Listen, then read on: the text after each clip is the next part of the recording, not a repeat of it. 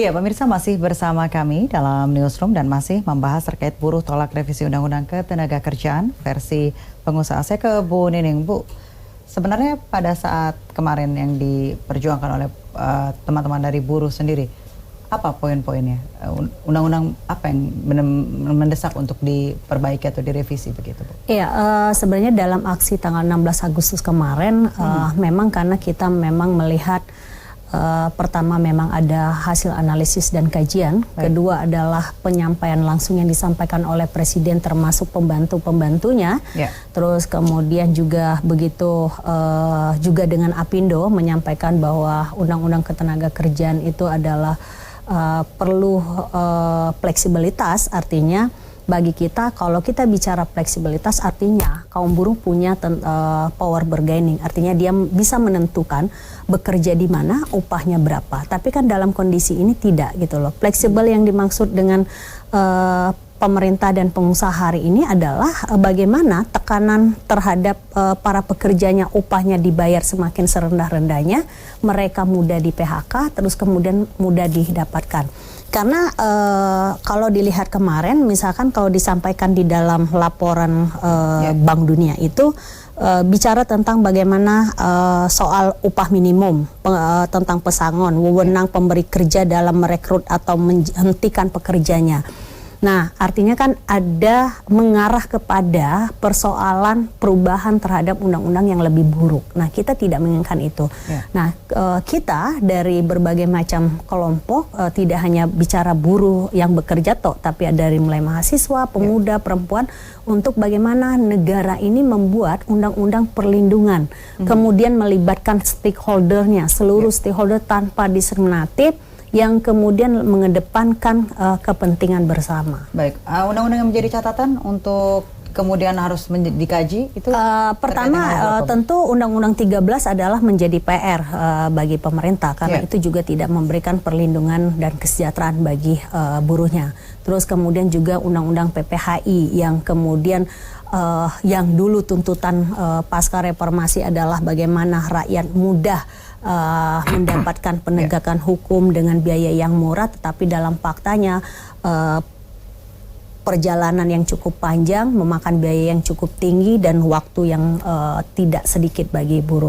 Terus kemudian peraturan pemerintah nomor 78 tahun 2015 tentang pengupahan, kita mendesak pencabutan. Pemerintah membuat bagaimana ada regulasi tentang pengupahan. Di negeri kita ini belum ada regulasi, tapi masih pada ke PP nomor 8 tahun 81 tentang pengupahan. Terus juga termasuk PP pemagangan nomor 36 tahun 2016 dan PP yang baru disahkan oleh pemerintah, Permenaker nomor 11 tahun 2019 tentang perizinan perusahaan penyedia jasa pekerja.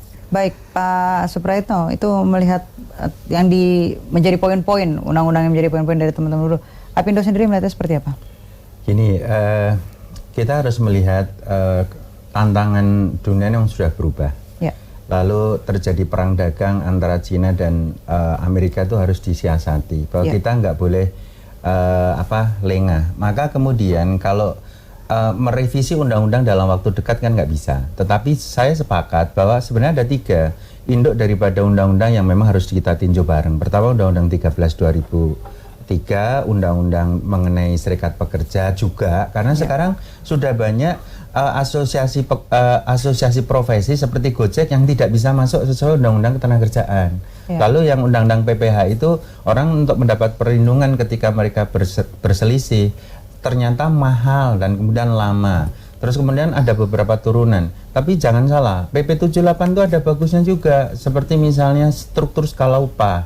Lalu kemudian hak-hak terkait dengan misalnya uang servis, kemudian itu ada yang bagus.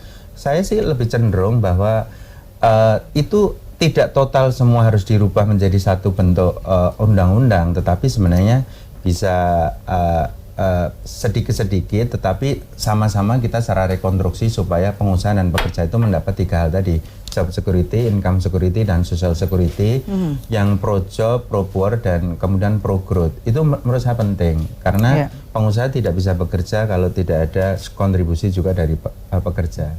Sisi lain, future job, flexi hours, itu kan bukan maunya pengusaha, itu karena industri 4.0 itu mengharapkan adanya teknologi yang kita harus adopt, karena kebanyakan nanti proses digitalisasi itu sebenarnya tidak menggantikan manusia, tetapi harus kita lebih canggih lah, kira-kira begitu. Baik, terakhir Bu Nining, harapannya dari perwakilan buruh seperti apa? Iya, pertama harapan kita adalah tentu negara ini melalui aparat keamanan janganlah melakukan represif atas perjuangan-perjuangan yang dilakukan oleh rakyat, baik itu buruh, tani, mahasiswa yang kemudian ingin atas perbaikan kondisi yang kemudian tidak baik menjadi baik. Kedua adalah pemerintah kita ini seringkali diskriminatif memperlakukan para pekerja yang akhirnya kemudian seringkali kebijakan-kebijakan, regulasi-regulasi yang dikeluarkan ini adalah sangat minim perlindungan dan penegakan hukumnya terhadap rakyat. Contoh, setiap hari kita hari ini adalah berhadapan dengan bagaimana kenakalan-kenakalan pengusaha yang tidak patuh terhadap aturan hukum yang ada.